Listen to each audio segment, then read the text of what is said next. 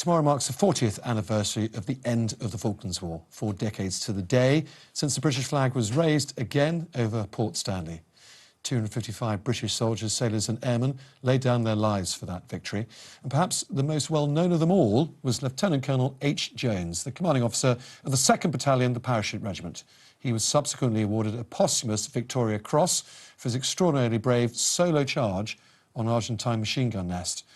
Colonel H's son, Rupert, followed in his footsteps and joined the army, commanding the fight against ISIS and retiring only 2 months ago after reaching the rank of Major General. A little earlier today, General Jones spoke to the news desk in his first national TV interview he was ever given about his father. You were 13 years old when your father died. What are your memories of him as a boy?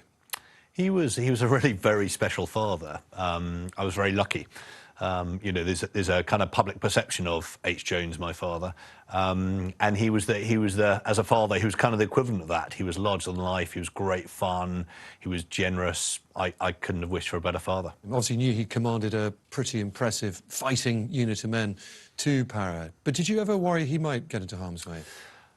If I'm brutally honest, I think I was naive about it. I remember a great friend of mine at prep school sort of making that point to me, you know, but Rupert, your father's going to war, are you not worried? And I always remember that comment, but I hadn't been terribly worried. I think you got carried away by the excitement of it. Of course, my mother would have been very worried, but I think as boys, we were just, in a way, excited. When did you first hear about what had happened to him? Do you remember the moment? Yes, very clearly. As you say, I mean, there was no real communication at all. There were letters that came back very slowly. So he was killed, it was over half-term, and we'd seen on the news the night before that a parachute battalion had attacked Goose Green. And of all things, my brother and I were playing croquet in the garden. And my mother had just been told, and she came out into the garden and pulled David and me together and said, I'm afraid H has been killed. Of course, initially you go into shock, and I'm sure the tears came not that long after, but I just remember shock initially. His real name was Herbert. Everyone called him H.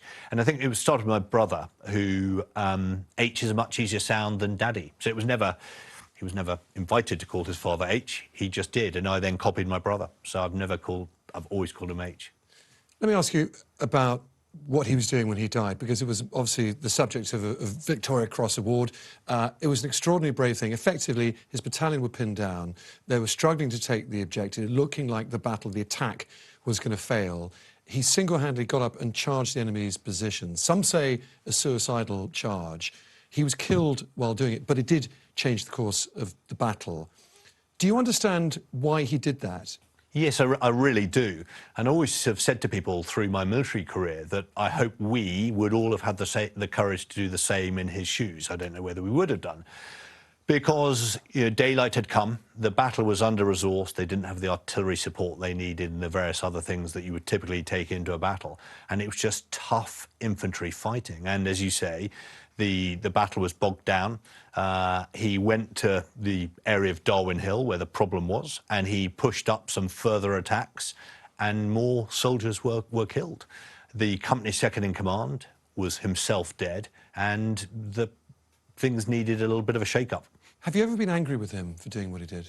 Not at all. You know, we're hugely proud of what he did, and in that moment, his ultimate responsibility was to the troops he was leading and the victory at Goose Green, and he had to do what he thought was the right thing to do. But of course, the sadness, and we would do anything to have him back.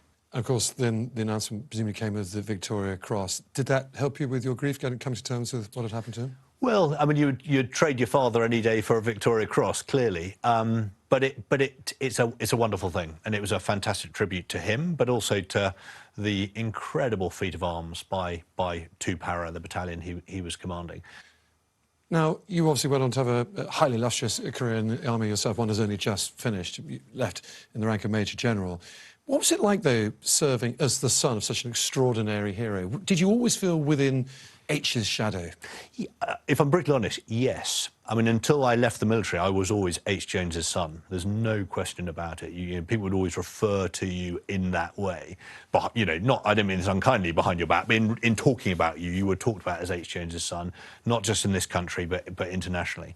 But what a wonderful shadow to live under. You know, I'm extremely proud of him. But I can't escape the fact that, of course, it added a little bit of pressure. Rupert, let me ask you about the military aspect of the war now, sort of then and now, if you like. The Falklands Task Force was a huge undertaking, huge endeavour. 30,000 men and women went down there. 43 Royal Navy ships, 22 ships in the Royal Fleet Auxiliary, and 9,000 fighting men, soldiers, all of them sent to the other side of the world for 6 months or so. The army is now considerably smaller than it was then. It's now down to 72,000 in total. The obvious question, I suppose, but do you think the army today could retake the Falkland Islands? Well, I think there's two things. I mean, I think firstly, as you suggest, that task force, they set a benchmark. It was an incredible feat of arms, and we should absolutely celebrate that as we are at this anniversary. Could we recreate it? Well, I mean, I think the first thing to say, of course, the world has changed. It's quite difficult to conceive of a situation where the United Kingdom would wish to act independently like that. We just do everything in coalitions. But if it had to, as we did there. But the bottom line is, could we? No, we couldn't. I do not judge that we could deploy a task force halfway across the world to do that. Now, one could argue that's slightly irrelevant. But what is relevant is the British Army big enough? And the answer to that is undoubtedly no. It is neither big enough nor sufficiently resourced. And no matter what technology does on the battlefield, mass has a value, and we don't have enough of it. And I hope very much people will consider that very carefully in light not just of Ukraine, but of everything the global situation tells us about the situation. Ukraine, of course, being a very pertinent reminder now, though. Very much so, very much so. You know, and, you know, at one level, it reminds us we will work within NATO, and NATO is really important. But the United Kingdom is meant to punch right at the top end of NATO. That's the expectation. And as I think the British Army is too small, and it is not appropriately equipped, and it's not equipped with sufficiently modern equipment. Major General Rupert Jones, great pleasure to talk to you. Thank you for coming in. Thank you.